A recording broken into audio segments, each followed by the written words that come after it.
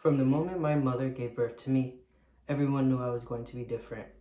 I always heard stories from my adopted sisters who knew my birth mother and father. You can't forget about the demon child who always got into every single little thing and said anything and everything without a filter. They told me that I was always into women. They even told me as a baby I did not care about age. My adopted sisters told me that they knew that I was into girls the moment I came out of the womb. They were just waiting for me to come out and tell them as I grew older. But things took a different turn than they expected.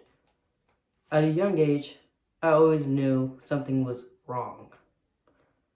I always wanted to play with cars, action figures, and play catch with the other little boys. I was told, "Girls don't do that, young lady," or "Girls do not play with those. Those are boy toys. How about playing with this doll?"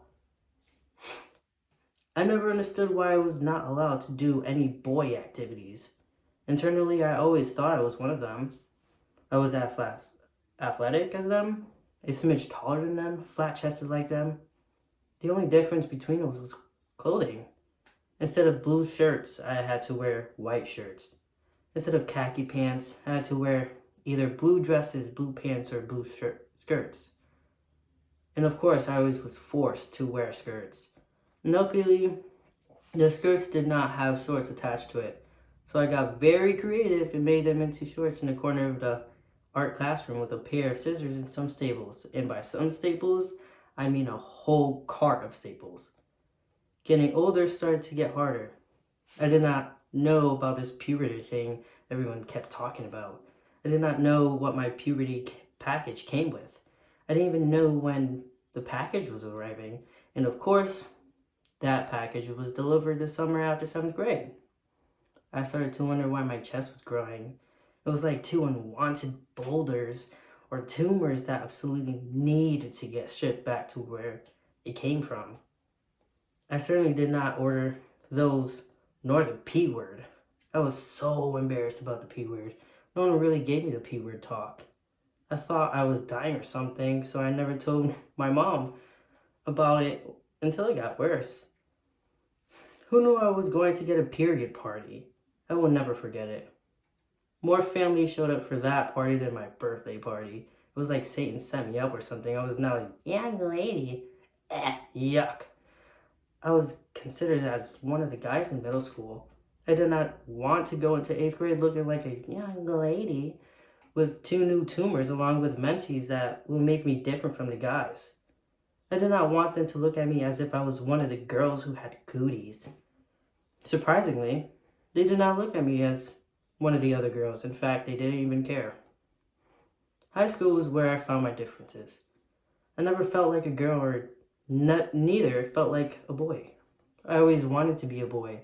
So I started to tell people that they can use whatever pronouns they felt like saying when they addressed me.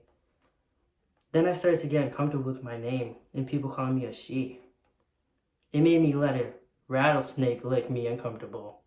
So instead of giving or going by my given name, I asked people to call me simply by my nickname. Even though I participated in a lot of school activities and clubs, like National Honor Society, Yearbook Club, Prom Committee, and Band, there was one club I absolutely belonged to that taught me about gender identity, pronouns, and different sexualities, that taught me I wasn't alone in my uncomfortable feelings about myself. Gay Straight Alliance, which is also known as GSA.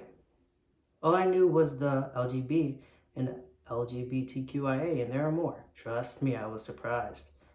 I never fully understood the T word that older cisgendered people were scared of, made fun of. So I publicly came out as non-binary as a way of telling society that people like me are not scary. It made other students comfortable with coming out as non-binary or gender fluid. Teachers started to be more inclusive. They started using my gender pronouns, my chosen name, and even the other students' pronouns and chosen name. It made me feel better about myself. I finally felt like myself and not someone I pretended to be. At graduation, I came out as non-binary in front of more than 500 parents. I was the graduation speaker.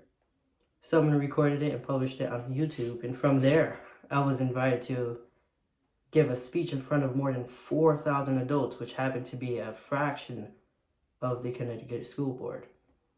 I openly came out as transmasculine. After this second speech, school boards asked me how their staff should be trained in order to establish how they should address students who they do not fully know. This made me feel like I can change anything. Giving these speeches helped me realize that society isn't that bad. It helped me realize that I should be doing psychology as a career. That's when I switched my major from criminal justice to general psychology. I wanted to be a SWAT team member, but now I will be a psychologist. Giving speeches helped me realize that other people gone through what I have gone through, or are going through what I'm currently going through. Honestly, when I turned 19, I found out that I was always different. My differences made me realize that humanity can be saved from hate. People just need to be willingly educated with love in order to love. Through my experiences, I came to the conclusion that my life is too short to not live it in happiness or live it others, cough, cough, the way your family or parents or guardians want you to live your life. The only reason why I'm at my happiest is because I stopped caring about what others thought about me. I even stopped caring about what my family had to say when I knew I wasn't supposed to be born a girl. I refused to listen to a Debbie Downer or a negative Nancy. I learned a lot through this journey. I learned that a 19-year-old can change the world if they want to. Even if what they are changing is small, that small thing can leave a huge impact on others. I also learned that family is not about blood. It's about who loves you unconditionally without a doubt. Those people who love you unconditionally are those who you should keep in your life.